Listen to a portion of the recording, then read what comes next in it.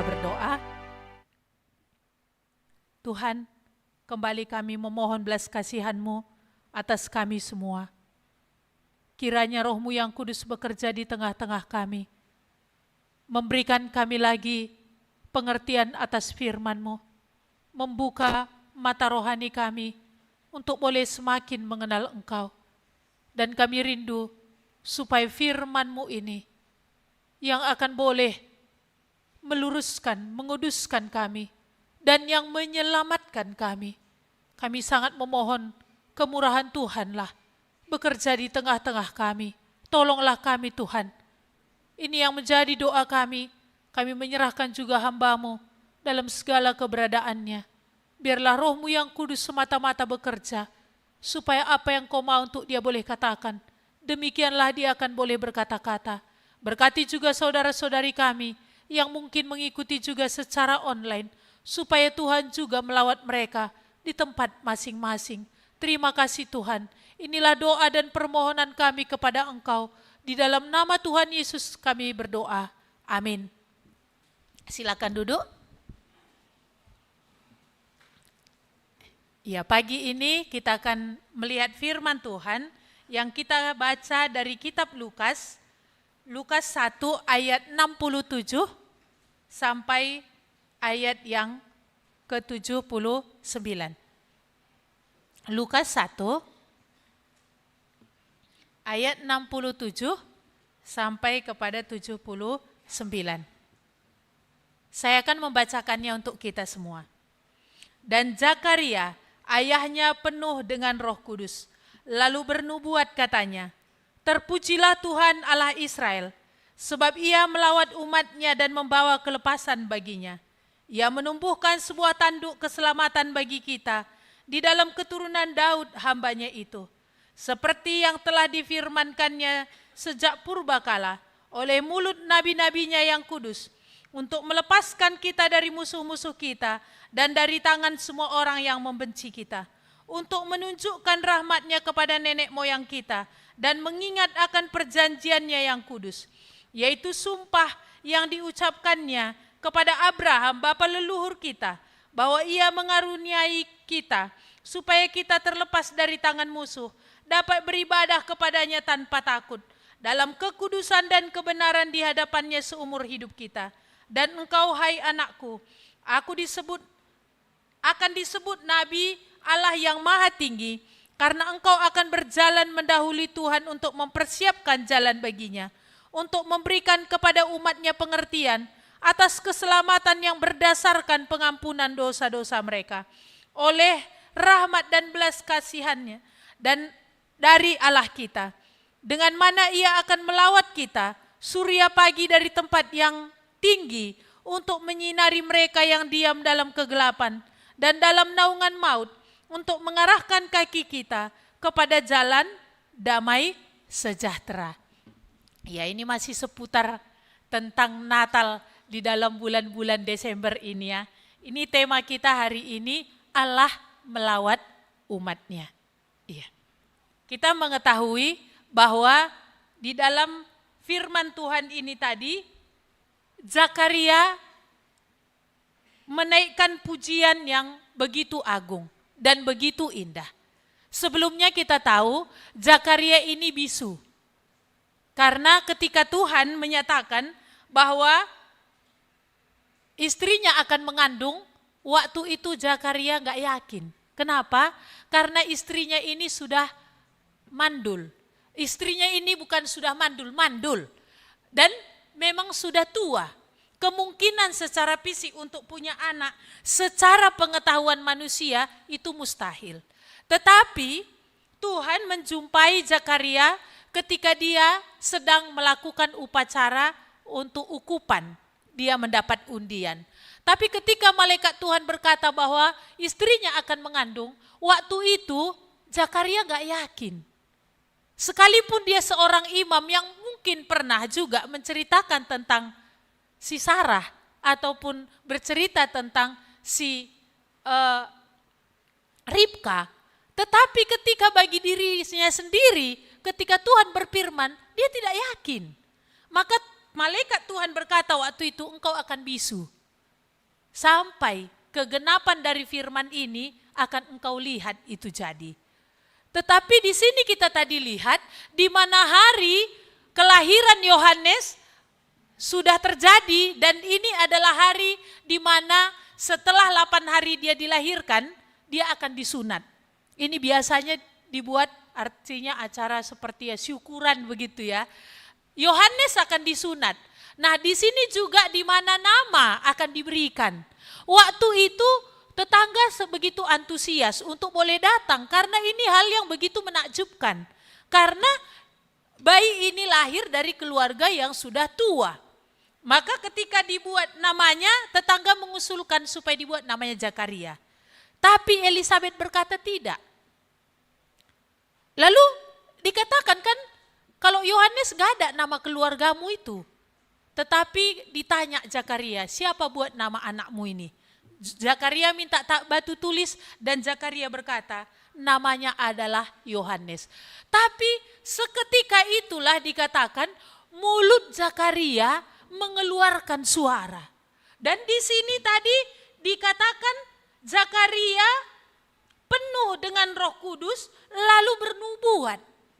Iya. Penuh dengan Roh Kudus bukan berarti bisa berbahasa roh. Penuh dengan Roh Kudus bukan berarti artinya ada banyak mujizat-mujizat yang dia lakukan. Tetapi penuh dengan Roh Kudus di mana dia dikuasai oleh Roh Kudus, di mana hatinya tadi adalah apa yang menjadi hati Tuhan. Nah, di sini kan harusnya menjadi nyanyian Zakarinya harusnya apa? Kalau ini pertama kalinya dari 9 bulan dia sudah tidak bisa berbicara, harusnya perkataannya apa yang keluar? Puji Tuhan, aku sudah bisa berbicara. Atau mungkin dia akan berkata apa? Puji Tuhan, anakku sudah ada, mengangkat nama kami, membuat kami tidak lagi malu. Tapi bukan itu ternyata. Yang keluar menjadi pujian dari Zakaria ini yaitu apa? Dikatakan tadi di sini, terpujilah Tuhan Allah Israel sebab ia melawat umatnya. Pujian Zakaria bukan karena anak yang dia berikan, bukan berarti dia tidak senang Yohanes hadir. Bukan berarti tidak dia bahagia kehadiran Yohanes, bukan. Tetapi di sini kita melihat ketika dia hidupnya tadi semakin dikuasai oleh Roh Tuhan, hidupnya tadi semakin dipimpin oleh Tuhan. Mungkin pelajaran selama masa bisu ya. Pelajaran ketidakpercayaan membuat dia bisu selama 9 bulan menjadi perenungan yang sangat dalam. Sehingga apa? Di dalam perenungan itu kita lihat tadi di sini yang menjadi kesukaan Zakaria adalah apa? Kalau kehendak Tuhan itu jadi. Menjadi kesukaan Zakaria itu apa? Kalau Tuhan itu yang menjadi utama. Maka di sini pujian Zakaria itu bukan pujian terhadap anaknya. Bukan kesukaannya terhadap kelahiran anaknya, tapi pujiannya yang pertama adalah apa? Di mana rencana Tuhan itu terlaksana. Iya. Kalau kita di akhir tahun ini, adakah hati kita yang masih bisa memuji? Dan ketika ada pun keluar pujian, dalam hal apa kita memuji? Apa yang membuat ada hati yang terlahir untuk bersukacita? Apa letak sukacita kita? Apakah karena THR bulan ini 2 kali lipat dari gaji? Apakah karena apa? Tapi kalau di sini tadi kita melihat Zakaria, letak pujiannya tadi adalah apa? Ketika kehendak Tuhan itu yang genap. Maka di sini tadi dia katakan, terpujilah Tuhan Allah Israel sebab ia melawat umatnya. Apa dalam pikiran kita ketika kita mendengar Allah melawat? Sering di dalam perjanjian lama kata-kata Allah melawat umatnya. Tapi seringkali di dalam Allah melawat umatnya ini, bagaimana Tuhan bekerja memakai nabi-nabi, memakai imam, raja, untuk boleh memberikan kemenangan bagi umat Israel. Tetapi di sini, di dalam nubuatan yang diberitakan oleh Zakaria ini, berbicara di mana Allah melawat umatnya itu bukan memakai nabi. Di mana Allah melawat umatnya bukan memakai imam, bukan memakai raja, tapi Allah itu sendiri yang datang menyatakan diri. Allah itu sendiri yang turun menjadi manusia. Dalam perjanjian lama, seringkali Tuhan memang hadir dalam penjelmaan sebagai manusia, yaitu dikatakan teofani. Dia menjelma ketika waktu itu Abraham berdoa untuk Sodom dan Gomora, bergumul untuk Sodom dan Gomora. Tuhan menyatakan diri dalam rupa manusia. Ada 3 orang datang. Salah satunya adalah dikatakan malaikat Tuhan dalam huruf besar, itu adalah Allah itu sendiri yang hadir dalam menjelma sebagai manusia, dan 2-nya lagi adalah malaikat. Ada berkali-kali ketika juga Tuhan menyatakan diri kepada Manoah, kepada istri dari Manoah, ibunya dari Simson. Tetapi kali ini dia bukan hanya hadir dalam bentuk teofani, adalah penjelmaan sementara, tapi Allah itu benar-benar terlahir sebagai manusia, masuk dalam sejarah manusia, benar-benar datang dan hidup sebagai manusia yang normal, lahir sebagai bayi. Maka di sini tadi kita melihat di mana Zakaria memberikan nubuatan, terpujilah Tuhan sebab Allah melawat umatnya, sebab kelepasan dan melepaskan umatnya. Apa dasar? Apa menjadi alasan Allah melawat umatnya? Dikatakan, mari kita melihat ada 2 alasan Allah melawat umatnya. Pertama dikatakan di ayat yang pertama kita melihat dasar Allah melawat umatnya ayat 72. Tuhan menunjukkan rahmat-Nya kepada nenek moyang kita dan mengingat akan perjanjiannya yang kudus, yaitu sumpah yang diucapkannya kepada Abraham, bapa leluhur kita, bahwa ia mengaruniai kita. Dasar lawatan Tuhan kepada umatnya adalah memang karena itu sudah Dia janjikan kepada Abraham. Karena itu adalah rencana awal dari Tuhan untuk akan menyelamatkan umatnya. Dan untuk menggenapkan rencana Allah dalam penyelamatan umatnya, Dia memanggil Abraham untuk keluar dari Ur Kasdim, untuk meninggalkan ayah ibunya, meninggalkan sanak saudaranya. Tuhan berjanji akan memberikan satu tempat bagi dia, dan Tuhan berjanji akan membuat namanya besar, dan Tuhan berjanji bahwa olehnya dan oleh keturunannya semua bangsa akan mendapat berkat. Inilah janji Tuhan. Dan waktu itu Abraham percaya. Walaupun ini semua dia belum lihat, dia rela keluar dari Ur Kasdim, bersandar kepada perkataan Tuhan yang belum dia lihat sama sekali. Dia keluar dari sanak saudaranya menuju satu tempat yang dia tidak tahu. Yang Tuhan janjikan akan menjadi namanya besar, anak tidak ada. Dan Tuhan berjanji bahwa bukan hanya namanya akan besar, tapi lewat dia seluruh bangsa akan mendapat berkat. Tapi ini semua belum terlihat. Tapi Abraham percaya, berangkat seturut dengan apa yang Tuhan katakan. Maka dia ikut, walaupun dalam kenyataan, dalam perjalanan, dia banyak mengalami kesulitan, dia banyak mengalami penderitaan juga di dalam mengikuti Tuhan. Tidak pernah lagi Abraham untuk menoleh pulang ke Ur Kasdim. Walaupun dia hidup di tenda-tenda, sedangkan Ur Kasdim itu adalah tempat di mana memang pada zaman Abraham adalah sudah berkembang dalam artian secara peradaban. rumah pun sudah dari batu. Tapi Abraham dalam mengikut Tuhan dari tenda yang satu, tenda yang satu, tenda yang satu. Tapi tidak pernah lagi dia mau balik ke Ur Kasdim.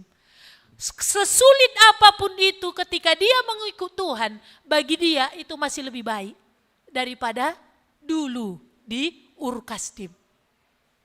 Maka kita melihat bagaimana juga ketika Tuhan menguji ketaatan Abraham. Ketika pun Tuhan sudah memberikan Ishak setelah 25 tahun dengan banyak proses ya untuk kegenapan janji ini. Ada waktu itu di mana Abraham meragukan Tuhan karena dipengaruhi ide dari istri. Dia terpengaruh. Bukan dia tidak percaya, tapi dalam artian dia mau menolong Tuhan dengan caranya mendirikan kebenaran tadi sendiri ya. Bukan berdasarkan apa yang Tuhan mau. Sehingga mengambil Hagar. Tapi itu justru menjadi satu kesulitan bagi dia dan bahkan bagi keturunannya sampai hari ini terus menerus.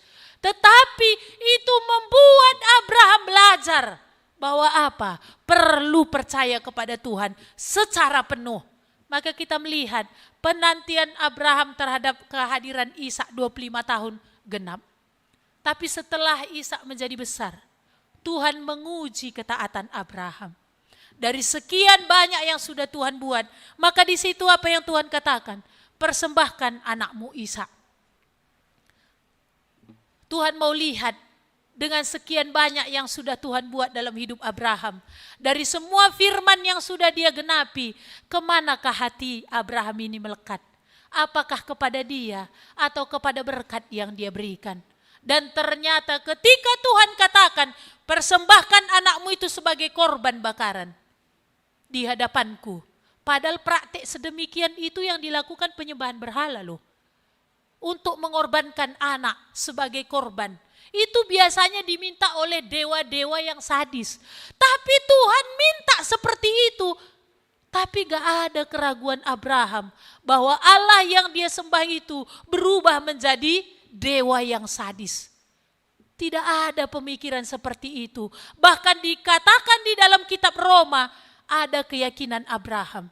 Kalau Allah bisa menjadikan Ishak dari istrinya yang mandul, maka dia memiliki keyakinan Ishak akan bisa Tuhan bangkitkan dari antara orang mati. Padahal belum pernah mujizat ini ada. Tapi keyakinan itu bisa tumbuh. Iman yang sedemikian bisa ada dalam diri Abraham. Maka apa? Dia mempersembahkan Ishak sebagaimana yang Tuhan katakan.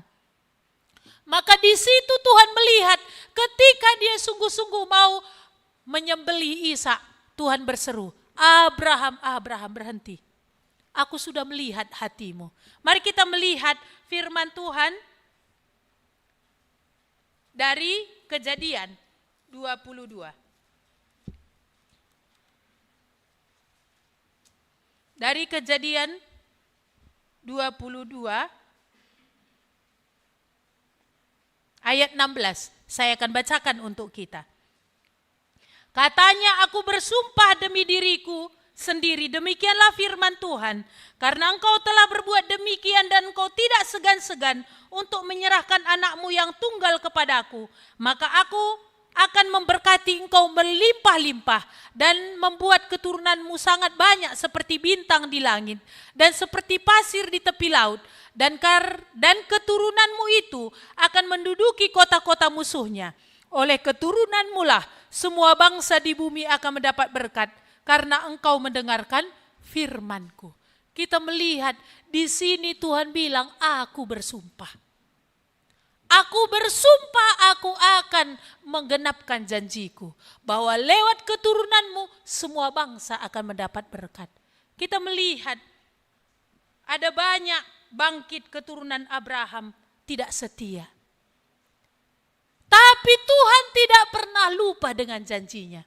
Jarak antara janji Tuhan ini dengan kehadiran Yesus itu ada sekitar 2000 tahun. Karena kelahiran Abraham itu diperkirakan 2200 tahun sebelum Masehi. Sedangkan Yesus hadir adalah 0 tahun. Dalam rentan 2000 tahun, Tuhan gak pernah lupa dengan janjinya. Tuhan ingat terus janjinya. Sekalipun keturunan Abraham ada banyak yang tidak setia, tetapi Allah itu setia menggenapkan apa yang Dia katakan. Jadi kita melihat tadi di sini Allah melawat umatnya bukan karena umatnya yang setia, tapi Allah melawat umatnya karena itu memang yang Dia sudah janjikan kepada Abraham. Jadi kalau bukan berdasarkan janji ini, orang berharap untuk boleh dilawat oleh Tuhan, tidak ada. Di luar dari janji ini tidak ada lawatan Tuhan sehubungan dengan penyelamatan. Maka apa yang menjadi dasar kita untuk berharap kepada Tuhan, untuk kita dilawat? Karena memang Dia berjanji kepada Abraham. Dan janji kepada Abraham tidak hanya kepada Israel, tapi janji kepada Abraham Dia katakan, lewat keturunanmu semua bangsa. Termasuk kita, orang Indonesia, dari berbagai suku yang ada, untuk kita juga lah janji Abraham. Kita melihat ketaatan Abraham membawa berkat tidak terhitung bagi banyak orang sepanjang generasi. Maka kita melihat ketaatan seseorang akan membawa berkat bagi orang-orang di sekitarnya juga. Maka kita melihat tadi di sini dasar kita berharap, dasar kita untuk meyakini, dasar kita untuk beriman itu karena Tuhan sendiri berjanji. Kalau Tuhan tidak berjanji, apa yang kita imani? Kalau bukan berdasarkan janji, kita beriman kepada apa? Pokoknya beriman sajalah bahwa apa? Dengan semua yang kau buat itu kau akan diterima Tuhan. Tidak ada dasar berpijak ini. Maka di sini tadi alasan pertama Allah melawat umatnya bukan karena umatnya yang setia, tapi karena Allah yang sudah bersumpah kepada Abraham. Dan yang kedua kita melihat, dasar yang kedua mengapa Allah melawat umatnya. Kita melihat di ayat yang ke-78. Oleh rahmat dan belas kasihan dari Allah, dengan mana Ia melawat kita surya pagi dari tempat yang tinggi. Apa dasar Allah melawat umatnya? Belas kasihan. Bukan karena ada sesuatu yang spesial, dalam artian ada yang baik yang kita buat. Karena semua yang baik yang kita buat pun Tuhan katakan itu seperti kain kotornya di hadapan Tuhan. Bukan karena ibadah kita yang masih jalan, tapi dikatakan di sini Tuhan melawat umatnya karena belas kasihan. Ya. Di sini kita melihat ya bahwa Israel dikatakan ada di dalam kegelapan dan dalam naungan maut. Firman Tuhan di sini tidak ada lagi diberitakan, tidak ada lagi bangkit nabi sama sekali. 400 tahun lebih tidak ada bangkit lagi nabi. Maka apa yang dilakukan? Ibadah memang jalan terus. Korban terus dilakukan, tapi tidak ada lagi bangkit pun seorang nabi. Maka bisa kita bayangkan tanpa firman Tuhan, betapa gelapnya lah keadaan itu. Tapi di tengah situasi yang sedemikian, ada orang Israel yang tidak setia kepada Tuhan, masih Tuhan bangkitkan. Ada dari keturunan Abraham yang sungguh-sungguh percaya, itulah dikatakan generasi sisa. Salah satunya Zakaria. Di tengah kita melihat imam-imam pada waktu itu, orientasi hidup mereka hanyalah uang. Ibadah itu hanyalah kamuflase. Itu hanyalah semua topeng. Tapi di antara imam yang ada, masih ada bangkit Zakaria yang benar di hadapan Tuhan. Di antara orang Israel yang tidak setia secara bangsa, masih ada bangkit Yusuf, Maria yang sungguh percaya Tuhan. Maka kita melihat tadi di sini, keadaan itu memang sungguh-sungguh gelap. Iya.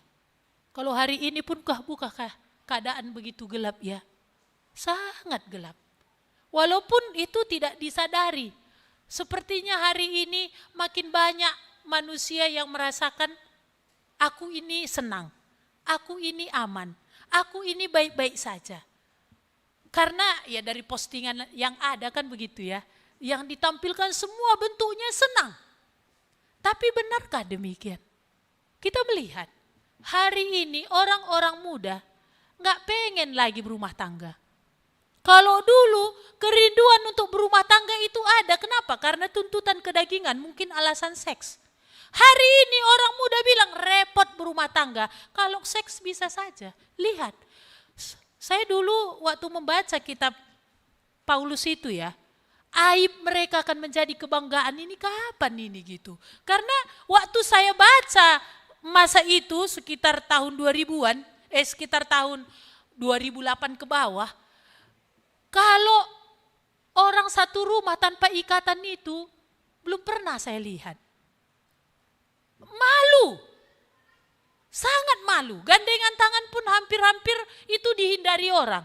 Tapi hari ini tak ada ikatan, satu rumah tinggal. Dan bisa apa? Aman, nyaman. Dan bisa apa? Welcome aja. Betapa gelapnya hari ini. Dan itu merasa aku nggak ada masalah. Maka betul-betul keadaan manusia hari ini benar-benar sangat mengerikan. Iya, bagaimana juga hari ini ya seperti yang saya ceritakan kemarin ya. Nggak ada lagi barang kita bisa yakini untuk letak sebentar aja. Leong. Di kampung kami itu dulu, kalau menjemur coklat nggak usah dijaga. Ini pohon coklat pun harus dironda. Kalau dulu dijemur, dibiarkan pergi ke ladang aman. Kalau dulu dijemur kemiri pergi ke ladang aman. Hari ini enggak. Harus ada yang menjaga jemuran itu. Betapa ngerinya. Keadaan hidup hari ini sungguh-sungguh gelap. Dan apa? Manusia justru merasa aku oke saja. Memang kalau bukan terang itu tadi menerangi, tidak bisa melihat kegelapan hati. Seperti tadi ya, yang dikatakan yang bersaksi ya. Apalagi kalau udah sempat duduk 2 tahun semenari kan. Nah, ini kan apa ya, menjadi sesuatu yang dianggap lebih dari yang lain. Walaupun dalam kenyataan, hidup dalam kejahatan. Tapi gak bisa dilihat. Maka kita melihat tadi, apa alasan Allah melawat umatnya? Belas kasihan. Kalau tidak sebenarnya manusia tadi sudah melawan Tuhan dalam semua hal. Iya. Maka kita melihat tadi di sini, bagaimana Tuhan tadi dikatakan melawat umatnya. Dia menumbuhkan sebuah tanduk keselamatan bagi kita. Tanduk itu berbicara itu kan kalau pada hewan, kekuatan hewan itu diukur dari tanduknya. Seberapa kokoh dan seberapa besar itu akan menentukan dia berkemenangan atau tidak. Maka tanduk itu sering di dalam perjanjian lama itu dikatakan sebagai bentuk tanduk itu adalah kekuatan. Tanduk itu adalah keselamatan. Tanduk itu adalah perlindungan. Maka di sini tadi Tuhan katakan, Tuhan sendiri menumbuhkan tanduk keselamatan.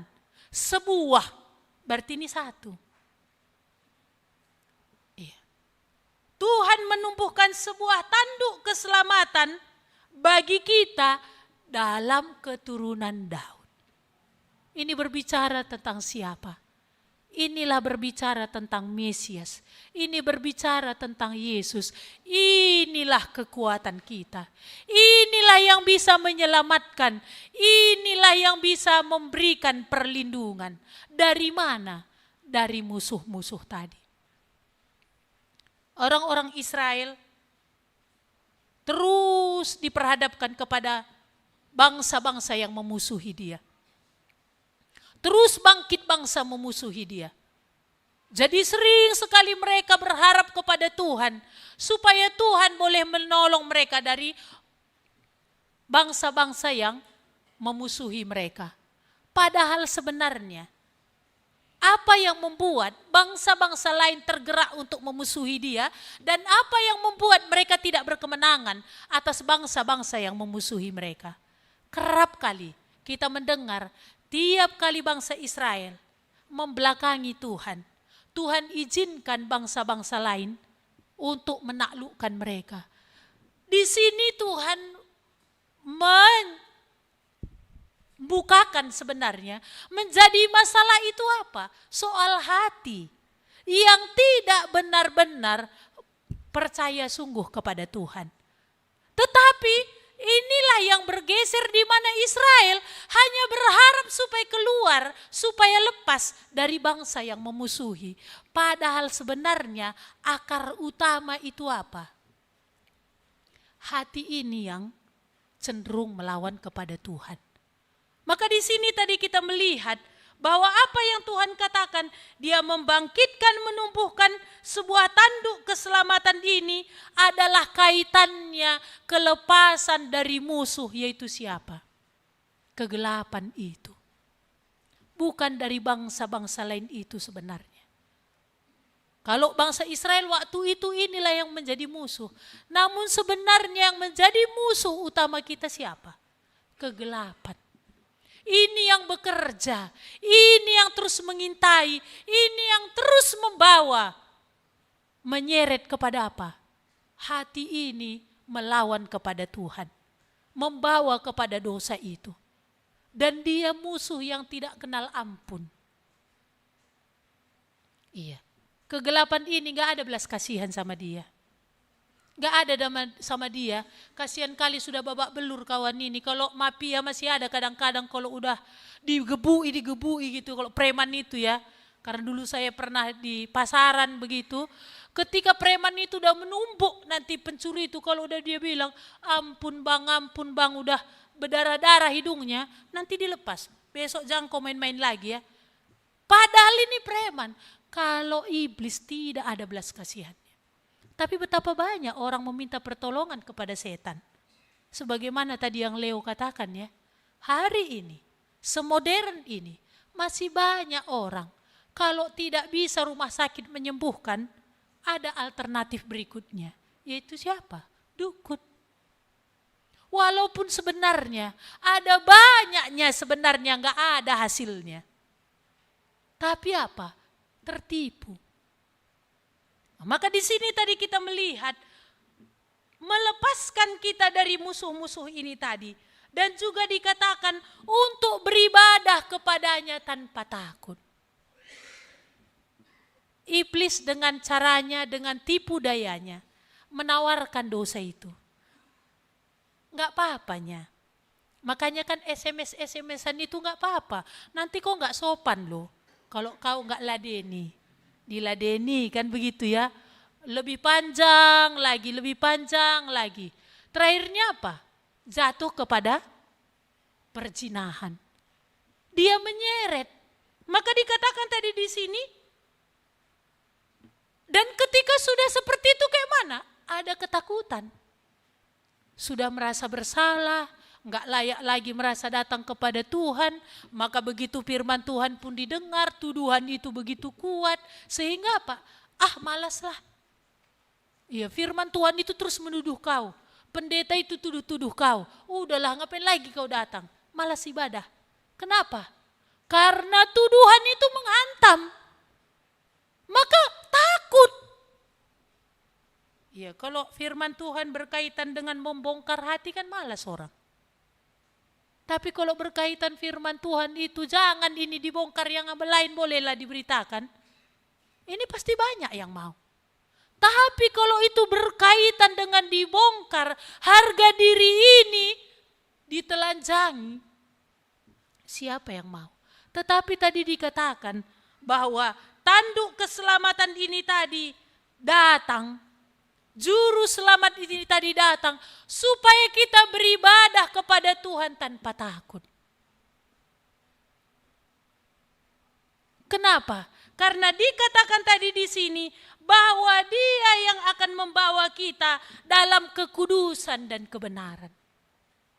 Dialah tanduk keselamatan tadi, di mana Dia yang berjuang untuk menyelamatkan kita dari perbudakan dosa. Apa yang Kristus kerjakan? Apa yang Dia lakukan? Dialah yang berhadapan dengan dosa itu di dalam bagaimana Dia memberi dirinya mati. Dosa itu begitu kuatnya dalam diri kita, tertanam dalam diri kita. Tetapi Dia lahir sebagai manusia supaya hukuman dosa itu tadi Dia yang tanggung di dalam tubuhnya. Dan kita lihat, Yesuslah satu-satunya yang memperoleh kemenangan itu. Dia menang dari semua godaan setan. Sebenarnya Yesus bukan dicobai ketika di padang gurun. Dia sudah dicobai dari sejak Dia tahu yang baik dan yang benar. Dalam artian, ya secara manusia kan Dia sebagai manusia normal juga bertumbuh sebagai bayi, anak-anak, lalu remaja, pemuda. Jadi Dia sudah dicobai. Kita melihat ya waktu bayi, di situ belum ada kan sebagai keberadaannya sebagai manusia, belum tahu mengatakan tidak dan iya. Tapi bukankah pencobaan itu sudah ada atas dirinya dan juga Maria dan Yusuf? Dan terus pencobaan itu datang, bukan hanya ketika di padang gurun. Tetapi iblis bekerja juga lewat imam-imam, iblis bekerja juga lewat ahli-ahli Taurat, terus mencobai Yesus. Tapi kita melihat, dalam semua pencobaan itu, seluruhnya dikatakan Dia menang. Seluruhnya Dia menang. Hanya Dia satu-satunya manusia yang menang dari semua cobaan. Semua nabi juga Tuhan katakan gagal. Tetapi kita melihat juga bagaimana Dia menang dari hukuman atas dosa itu. Bagaimana Dia bangkit dari antara orang mati. Kita melihat tadi di sini, Dialah tanduk keselamatan tadi. Dia menang atas cobaan iblis, Dia menang atas tawaran dosa, dan Dia juga menang atas maut yang menjadi akibat dosa. Dialah tanduk keselamatan tadi. Dialah perlindungan tadi. Dialah kekuatan itu. Maka dikatakan tadi di sini bahwa Dialah yang akan membawa kita untuk bisa beribadah kepada Allah tanpa takut. Kenapa? Bukan karena kita yang benar, tapi karena Dia yang benar mengorbankan dirinya kepada kita yang tidak benar. Setelah pun kita bertobat, kalau kita bersandar kepada diri kita ini, kepada pencapaian atau kepada hal-hal yang kita lakukan, ini kan menghantam. Tapi apa yang membuat kita berani terus datang kepada Tuhan ketika pun ada pernah kejatuhan? Karena kita memandang apa yang Kristus kerjakan. Kepada korban Yesus di kayu salib itu. Inilah yang membuat sebagaimana Daud masih berani dia berdoa. Ketika pun Nabi Nathan membukakan dosanya. Sungguh dia malu. Sungguh benar-benar dia direndahkan. Tetapi apa yang menjadi dasar Daud untuk memberikan keberanian untuk berani lagi datang kepada Tuhan? Dia bilang, tahirkanlah aku Tuhan oleh karena pengampunan-Mu. Tahirkanlah aku Tuhan dengan hisop. Itu sebagai lambang pentahiran bagi Israel waktu itu. Tahirkanlah aku Tuhan. Apa yang menjadi dasar kita untuk tidak takut sebagaimana di dalam kitab Ibrani itu? Mari kita melihat Ibrani 9 ayat 14.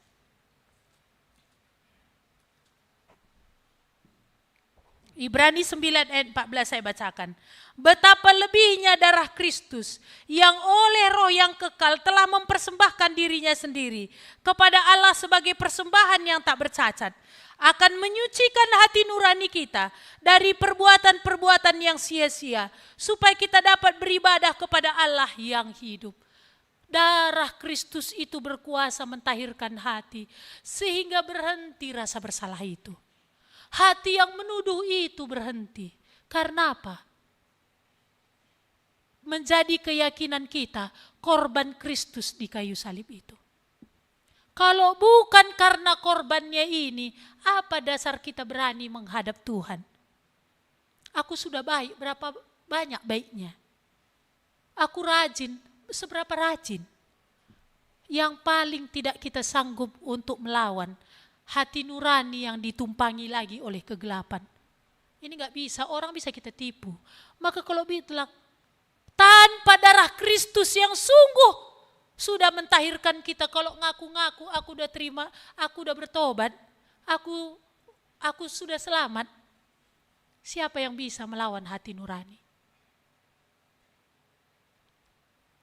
Maka kita melihat tadi di sini, darahnya inilah. Darahnya ini bukan hanya menjadi, artinya kita butuhkan ketika kita datang dalam pertobatan awal. Tapi darahnya inilah satu-satunya yang terus bisa menyucikan kita. Terus menerus. Dari apa yang tidak benar di hadapan Tuhan. Dan juga kita melihat, dikatakan di dalam Efesus itu ya, nggak usah saya baca, Efesus 4 itu ayat 23 sampai 24, itu nanti Bapak Ibu bisa baca di rumah, dikatakan, engkau akan dibaharui, maka setiap orang yang sungguh-sungguh percaya kepada Yesus, yang Allah berikan sebagai keselamatan tadi, dikatakan engkau akan dibaharui di dalam roh dan pikiranmu. Pembaharuan itu terus, dan Tuhan katakan, tanggalkanlah manusia lama, pakailah manusia baru. Tanggalkanlah apa yang jahat, tapi kenakanlah apa yang benar yang berasal daripada Tuhan. Maka dikatakan tadi di sini, dialah tanduk keselamatan kita. Dia kekuatan kita, bukan saat dimana kita datang pertama kali dalam pertobatan. Tapi Yesus ini terus menjadi kekuatan kita. Yesus ini terus menjadi keselamatan kita dari hal-hal yang boleh menjadi tantangan dalam hidup ini. Maka kita melihat tadi di sini bagaimana Zakaria tadi, pujiannya yang pertama adalah apa? Lawatan Tuhan atas umatnya. Yang utama dalam hidup Zakaria tadi adalah apa? Kehendak Tuhan itu tadi menjadi kehendaknya. Maka kita lihat ayat 76, maka disinilah kita melihat pujian Zakaria tadi sehubungan dengan anaknya. Hai engkau, dan engkau hai anakku, akan disebut Nabi Allah yang Maha Tinggi, karena engkau akan berjalan mendahului Tuhan, mempersiapkan jalan baginya, untuk memberikan kepada umatnya pengertian akan keselamatan, yang berdasarkan pengampunan dosa-dosa mereka. Di sini jelas kita melihat dasar kedua yang membuat Zakaria bersuka cita, bukan karena kelahiran Yohanes mengangkat aibnya. Tapi apa? Karena dia tahu ada rencana Tuhan dalam diri Yohanes yang harus digenapkan. Yaitu apa? Dia mengerti bahwa Yohanes ini akan mempersiapkan jalan bagi Tuhan. Di mana Yohanes ini akan memberitakan, dikatakan tadi Yohanes ini tadi akan memberikan pengertian kepada umatnya bahwa keselamatan itu berdasarkan pengampunan dosa. Karena di sini bergeser sudah, di mana bangsa Israel mereka hanya mengharapkan keselamatan dari segi jasmani. Yaitu apa? Kelepasan dari perbudakan Roma. Kelepasan dari penjajahan Roma. Sebagaimana yang dahulu-dahulu mereka dengar.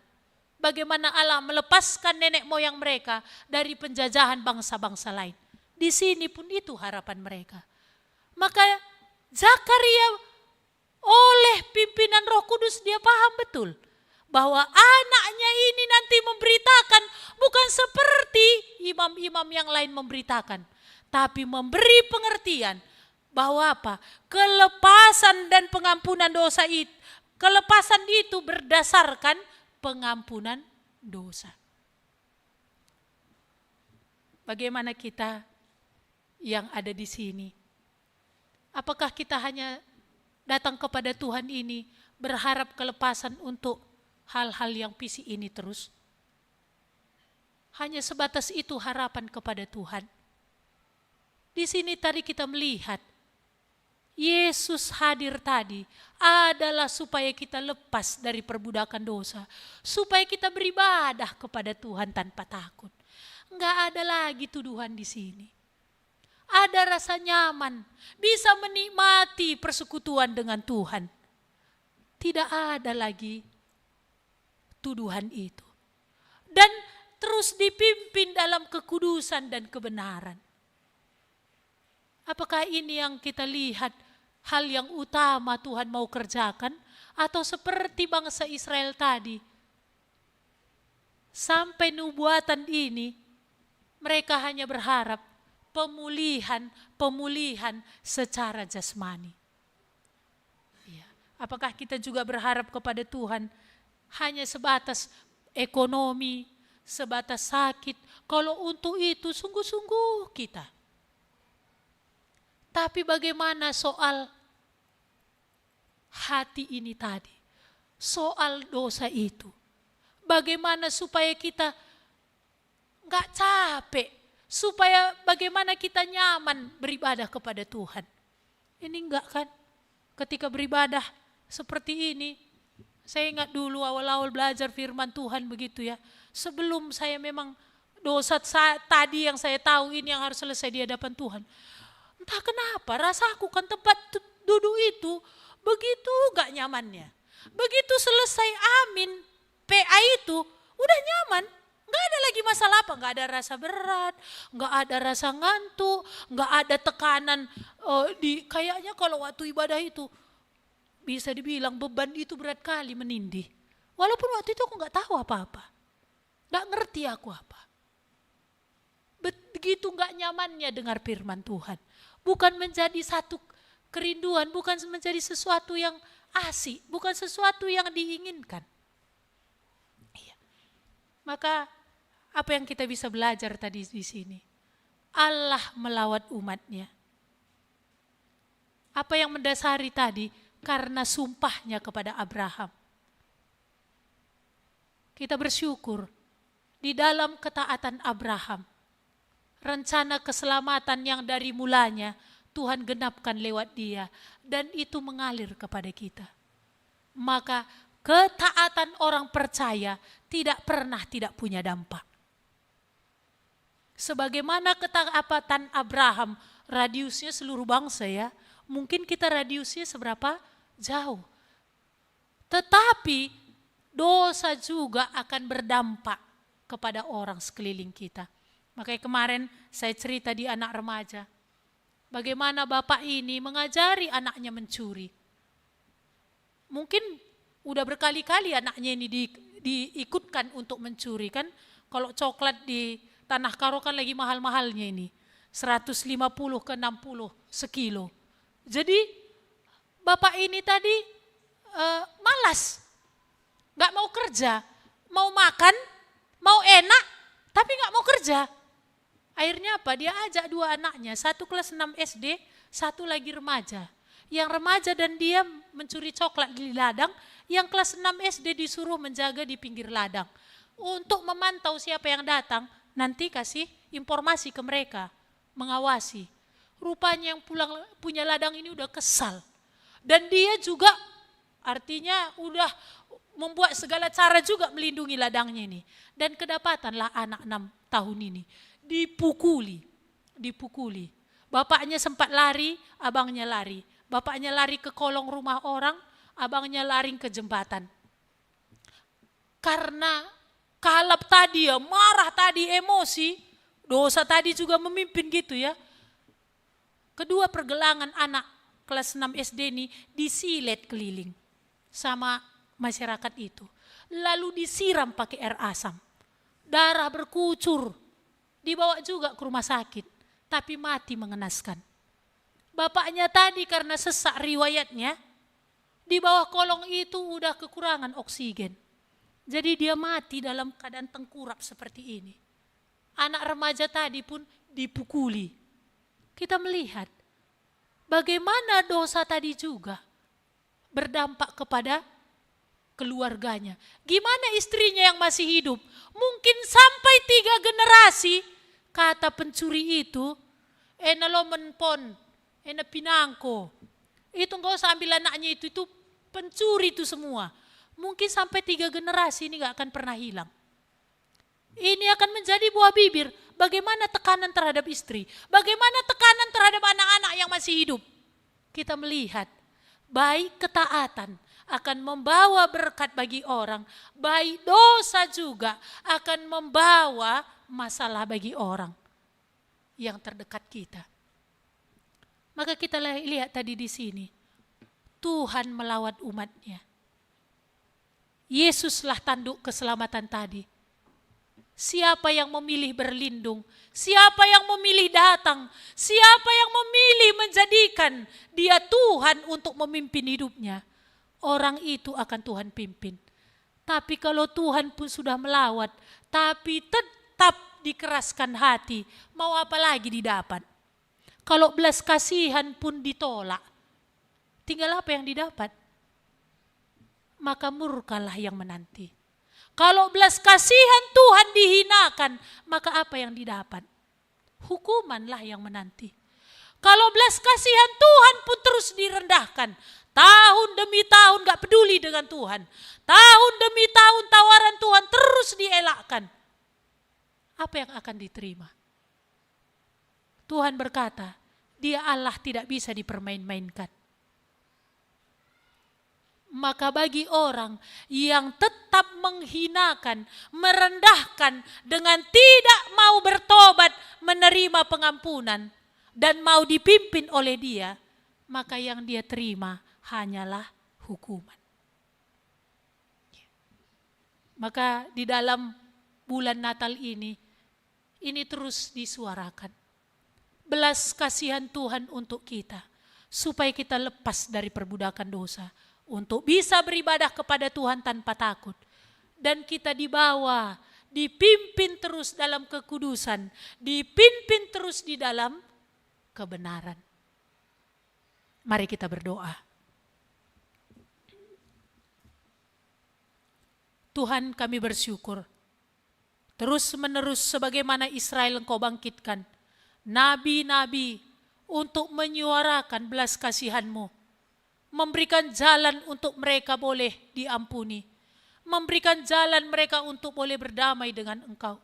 Hari ini pun Tuhan, Engkau terus menerus mengingatkan kami lewat kebenaran firman Tuhan, bagaimana belas kasihan-Mu itu masih ada karena hidup masih Engkau berikan. Tuhan, Roh-Mu yang kudus kiranya boleh bekerja ke dalam hati kami. Tidak pernah dosa itu tidak akan membawa petaka. Tidak pernah dosa itu tidak akan merendahkan dan mempermalukan. Tuhan, tolonglah supaya kami tidak tertipu di dalam apa yang iblis katakan. Tapi supaya kami boleh sungguh-sungguh melihat belas kasihan-Mu itu, pengampunan, keselamatan yang Engkau sungguh sudah sediakan di dalam Kristus. Kami sungguh-sungguh diselamatkan. Kami memohon Tuhan, supaya firman-Mu ini, Roh-Mu yang kudus akan boleh teruskan, sehingga kami boleh beribadah kepada Tuhan tanpa takut, dan dipimpin dalam kekudusan dan kebenaran hidup. Pulanglah, kiranya berkat daripada Tuhan atas kita semua, dan biarlah Yesus Kristus yang memberi diri menjadi korban keselamatan kita, sungguh-sungguh akan memimpin hidup setiap orang percaya, mentahirkan dari hati yang dikuasai dosa. Dan biarlah Roh Kudus yang diberikan sebagai meterai dan penolong dalam hati setiap orang percaya akan membimbing dan menuntun dalam setiap langkah kita sampai kita akan berhadapan muka dengan Dia. Kepada Allah beri puji.